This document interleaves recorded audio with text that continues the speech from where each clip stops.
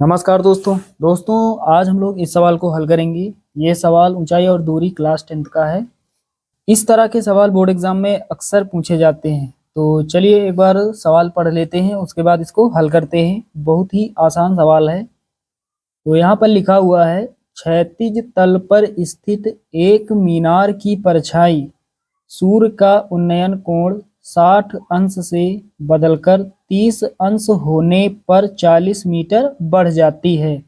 मीनार की ऊंचाई ज्ञात कीजिए। चलिए ऊंचाई ज्ञात करते हैं। तो सबसे पहले यहाँ लिखेंगे हल। यहाँ पर हमने लिख दिया है हल। चलिए दोस्तों, अब पहले चित्र बना लेते हैं। तो कैसे बनाएंगे? सवाल पढ़ेंगे और चित्र यहाँ पर बन जाएगा। तो लिखा हुआ है, क्षैतिज तल पर स्थित एक मीनार की परछाई। तो पहले मीनार बना लेते हैं। यहाँ पर मान लेते हैं ये कोई मीनार है, इसका नाम दे देते हैं ए बी। लिखा हुआ है, क्षैतिज तल पर स्थित एक मीनार की परछाई सूर्य का उन्नयन कोण 60 अंश से बदलकर 30 अंश होने पर। तो पहले इस मीनार के साथ कोण जो बन रहा था, उन्नयन कोण 60 अंश का बन रहा था। तो यहाँ पर मान लेते हैं कोई बिंदु है यहाँ पर, और इसको मिला देते हैं इस तरह से। तो ये दोस्तों क्या है? ये है आधार रेखा। आधार रेखा यानी मीनार की परछाई। ये है मीनार की परछाई। इसके साथ उन्नयन कोण यहाँ पर है 60 अंश। तो यहाँ पर बना देते हैं 60 अंश। चलिए दोस्तों, अब फिर से सवाल पढ़ते हैं यहाँ से। मीनार की परछाई सूर्य का उन्नयन कोण 60 अंश से बदलकर 30 अंश होने पर 40 मीटर बढ़ जाती है। तो पहले ये मीनार की जो परछाई है, यहाँ से यहाँ तक ये मीनार की परछाई है। इस बिंदु का नाम दे देते हैं डी। तो मीनार की परछाई को मान लेते हैं x मीटर। BD की दूरी कितनी है? x metre. तो लिखा हुआ है, 60 अंश से बदलकर 30 अंश होने पर 40 मीटर बढ़ जाती है। यानी ये जो परछाई है ये 40 मीटर बढ़ जाती है जब उन्नयन कोण 30 अंश हो जाता है। तो यहाँ पर एक बिंदु मान लेते हैं, यहाँ पर बिंदु मान लेते हैं ये C है। और जब परछाई 40 मीटर बढ़ जाती है, यहाँ से लेकर यहाँ तक, ये परछाई अब बढ़ जाती है 40 मीटर। यहाँ लिख देते हैं 40 मीटर। तो सूर्य का उन्नयन कोण 30 अंश हो जाता है। चलिए इसको मिला देते हैं इस तरह से। तो यहाँ पर कोण बनाएंगे 30 अंश। 30 अंश कोण होने पर मीनार की जो परछाई है, यानी मीनार की जो छाया है, वो 40 मीटर बढ़ जाती है। तो ये दोस्तों चित्र आपको समझ में आ गया होगा। सवाल में हमें बताना है मीनार की ऊंचाई। मीनार की ऊंचाई h मीटर मान लेते हैं। ए बी मीनार है, इसकी ऊंचाई h मीटर है। h का मान हमें निकालना है। h बराबर क्वेश्चन मार्क। तो यहाँ पर थोड़ा लिखेंगे। यहाँ पर क्या लिखेंगे? माना ए बी कोई मीनार है जिसकी ऊंचाई h मीटर है।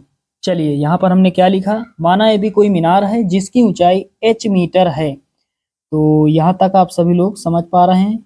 अब आगे हल करते हैं। तो यहाँ पर दो समकोण त्रिभुज बन रहे हैं। एक समकोण त्रिभुज है ADB और एक है ACB। तो पहले छोटा वाला लेंगे, यानी ADB। तो यहाँ पर लिखेंगे समकोण त्रिभुज ADB। में समकोण त्रिभुज ADB में तो लंब और आधार का मान दिया गया है। ये भुजा लंब है और ये भुजा BD जो है ये आधार है।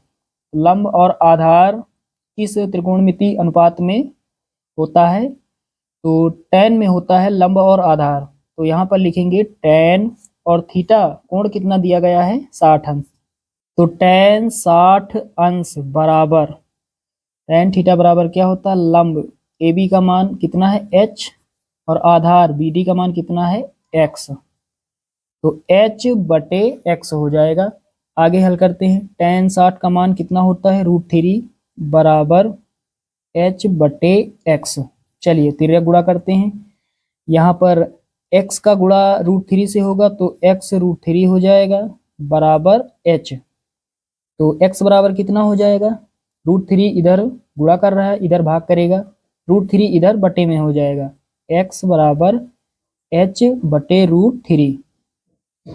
इसको मान लेंगे समीकरण 1। ये हो जाएगा समीकरण 1 x बराबर, तो x के स्थान पर हम लिख सकते हैं h/√3। चलिए दोस्तों अब पूरा समकोण त्रिभुज ले लेते हैं, यानी समकोण त्रिभुज ACB या फिर ABC। तो यहाँ पर लिखेंगे अब समकोण त्रिभुज ACB में, अब समकोण त्रिभुज ACB में, तो यहाँ पर इस बार कोण कितना है, ACB बिंदु C के लिए कोण कितना है, 30 अंश। तो यहाँ पर लिखेंगे tan थीटा है 30 अंश बराबर लंब यानी AB का मान कितना है h, और आधार कितना है, आधार यानी BC का मान, क्योंकि यहाँ पर पूरा समकोण त्रिभुज हमने लिया है तो आधार यहाँ से लेकर यहाँ तक, तो कितना हो जाएगा 40 और x, तो 40 प्लस x। चलिए अब आगे हल करते हैं। tan 30 का मान 1/√3 होता है बराबर h/40 प्लस x। अब आगे हल करते हैं। 40 प्लस x इधर भाग में है, इधर गुणा करेगा तो 40 प्लस x का गुणा 1 के साथ होगा, तो कितना होगा 40 प्लस x बराबर लगाएंगे h का गुणा √3 से करेंगे, √3 का गुणा h से होगा तो कितना हो जाएगा √3 इंटू h। चलिए अब आगे हल करते हैं। यहाँ पर दोस्तों x का मान रख देते हैं। यहाँ पर देख पा रहे हैं समीकरण 1 जो है वो x के बराबर है, x के स्थान पर हम लिख सकते हैं h/√3। तो यहाँ पर रख देते हैं, पहले 40 लिखेंगे प्लस x के स्थान पर h/√3 बराबर √3 इंटू h। ये कहाँ से प्राप्त हुआ h/√3, यहाँ बगल में लिख देंगे समीकरण 1 से। ये कहाँ से प्राप्त हुआ, समीकरण 1 से। चलिए अब आगे हल करते हैं। ये h वाला पद है, यानी इसमें h है, तो इसको यहाँ पर लाते हैं h वाले पद के पास, तो इधर बचेगा 40 बराबर, इधर कितना है √3h, और ये इधर प्लस का है, इधर आएगा माइनस का, हो जाएगा h/√3। इधर प्लस का है h/√3, इधर आएगा माइनस का h/√3। चलिए अब तिर्यक गुणा करते हैं, यहाँ नीचे 1 मान लेंगे। आगे हल करते हैं, पहले लिखेंगे 40 बराबर √3 का गुणा √3 से होगा 3 हो जाएगा, और h माइनस 1 का गुणा h के साथ होगा तो फिर बटे में √3 का गुणा 1 से, √3 1 के √3। चलिए आगे हल करते हैं। ये इधर भाग कर रहा है √3, इधर गुणा करेगा तो 40 का गुणा √3 से होगा, तो 40 √3 बराबर, इधर कितना बचा ऊपर 3h माइनस h। चलिए दोस्तों अब आगे हल कर लेते हैं। तो यहाँ पर 3h माइनस 1h, 3h में 1h घटाएंगे, कितना बचेगा 2h बराबर, इधर कितना 40 √3। अब हल करते हैं, 2 से काट देते हैं, 2 1 के 2 और 2 दूना 4, और ये 0, तो 2 से काटने का मतलब आधा, 40 का आधा 20 हो जाएगा, तो h बराबर कितना हो जाएगा 20 √3, और यहाँ पर लिखेंगे मीटर, ऊंचाई को मीटर में लिखते हैं। तो मीनार की ऊंचाई कितनी हो जाएगी, मीनार की ऊंचाई 20 √3 मीटर होगी। तो साथियों उम्मीद करता हूँ कि यहाँ पर ये सवाल आप सभी लोग अच्छे से समझ गए होंगे। चलिए दोस्तों मिलते हैं अगले वीडियो में, तब तक के लिए जय हिंद।